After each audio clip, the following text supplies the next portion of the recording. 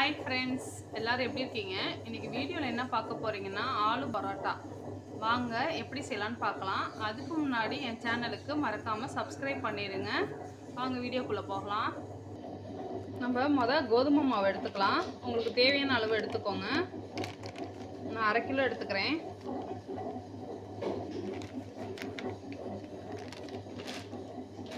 நம்ம மாவை சலிச்சுக்கலாம்.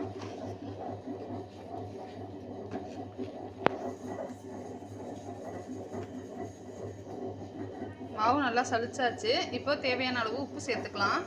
இதை நல்லா கலந்து விட்டுட்டு கொஞ்சம் ஆயில் சேர்க்கலாம்.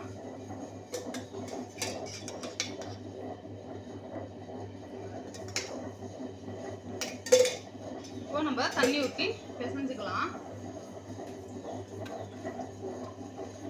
நான் கொஞ்சம் தண்ணியை சூடாக வச்சுருக்கேன். நம்ம பச்சை தண்ணியும் கலந்து நம்ம மாவு பிசையலாம்.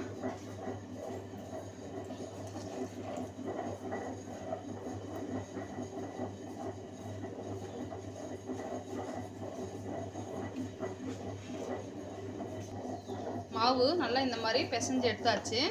இது ஒரு 1/4 மணி நேரம் ஊறட்டும். நம்ம தட்டு போட்டு மூடி வச்சிடலாம்.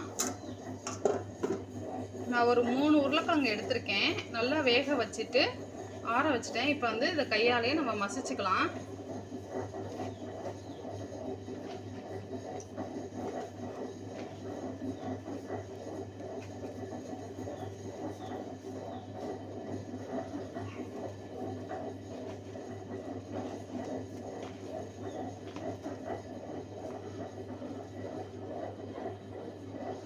நல்லா ஃபுல்லாக மசிச்சிடணும்.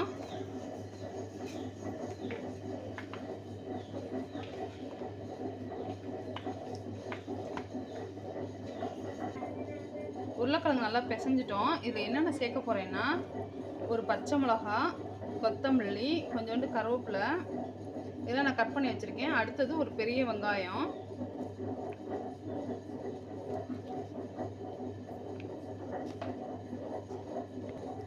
தேவையான அளவு உப்பு,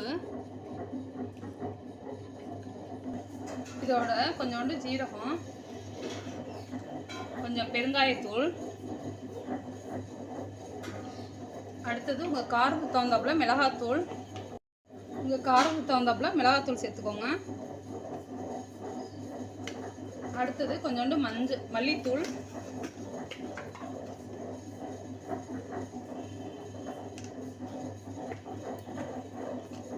கொஞ்சோண்டு கரம் மசாலா. இது எல்லாமே உங்கள் தகுந்தாற் போல் நீங்கள் எடுத்துக்கோங்க. இப்போ இது எல்லாத்தையுமே நம்ம நல்லா பிசைஞ்சிடலாம்.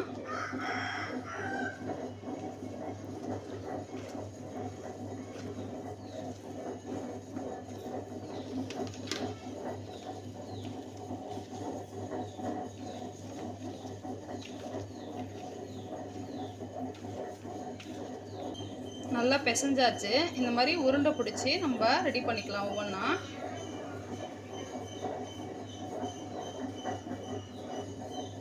இந்த மாதிரி ரெடி பண்ணி வச்சிடலாம். எல்லாத்தையும் இந்த மாதிரி நம்ம எல்லா இதையும் உருளைக்கிழங்கையும் உருண்டை பிடிச்சி நம்ம வச்சுக்கிட்டோம்.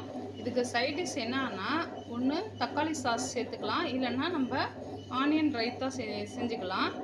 இப்போது நம்ம நெக்ஸ்ட் என்ன பண்ணலான்னு பார்க்கலாம். வாங்க. நம்ம கேஸ் பற்ற வச்சிட்டோம். ஒரு தோசைக்கல் வச்சாச்சு. இப்போது நம்ம சப்பாத்தி போடுறதுக்கு ரெடி பண்ணிடலாம். வாங்க பார்க்கலாம்.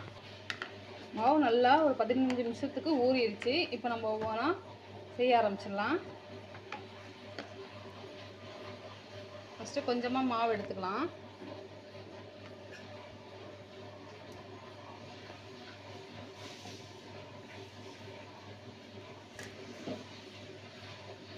லைட்டாக இந்த மாதிரி கொஞ்சமாக ப்ரெஸ் பண்ணிக்கலாம். இப்போது நம்ம செஞ்சு வச்சுருக்கோம் பாருங்கள் மசாலா, அதை எடுத்து இதுக்குள்ளே வச்சு இந்த மாதிரி ஒவ்வொன்றா கவர் பண்ணிக்கலாம்.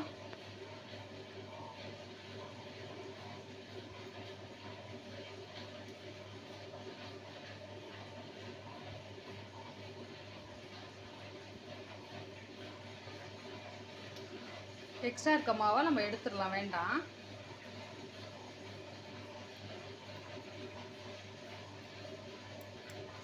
இப்போ என்ன பண்ண போறோம்னா, திருப்பியும் மாவு கொஞ்சோண்டு மேலே தூவிட்டு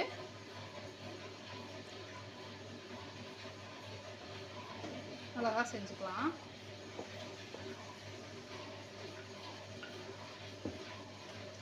ரொம்ப அழுத்தி பிசைஞ்சிட்டோம்னா தேய்ச்சிட்டோம்னா நம்மளுக்கு வந்து மசாலாலாம் வெளியில் வந்துடும். லைட்டாக தான் இது பண்ணணும். நம்ம கல் சூடாகிடுச்சு. இப்போ அதில் சேர்த்துக்கலாம்.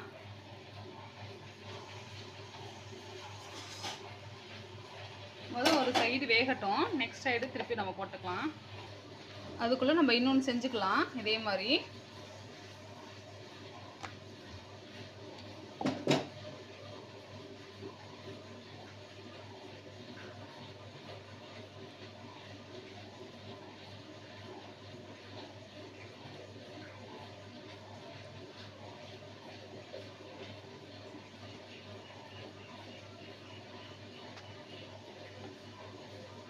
இப்போ அது வெந்துருச்சா நம்ம செக் பண்ணிக்கலாமா? இப்போ ஒரு சைடு திருப்பி போட்டுப்போம். இப்போ நம்ம ஆயில் ஊற்றிக்கலாம்.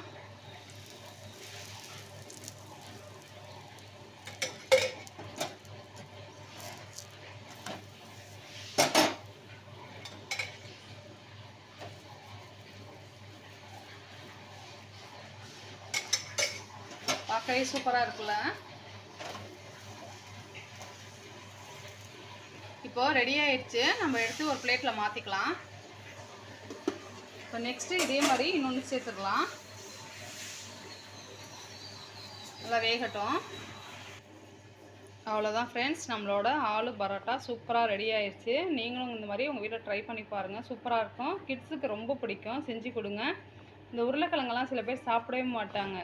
அவங்களுக்கு வந்து இந்த மாதிரி நம்ம ஸ்டஃப் பண்ணி வச்சு கொடுத்தோம்னா அவங்களுக்கு தெரியாது. டேஸ்ட்டு டிஃப்ரெண்ட்டாக இருக்கனால நல்லா சாப்பிட்டு வருவாங்க. லஞ்சுக்கு கூட இதை நம்ம செஞ்சு கொடுக்கலாம்.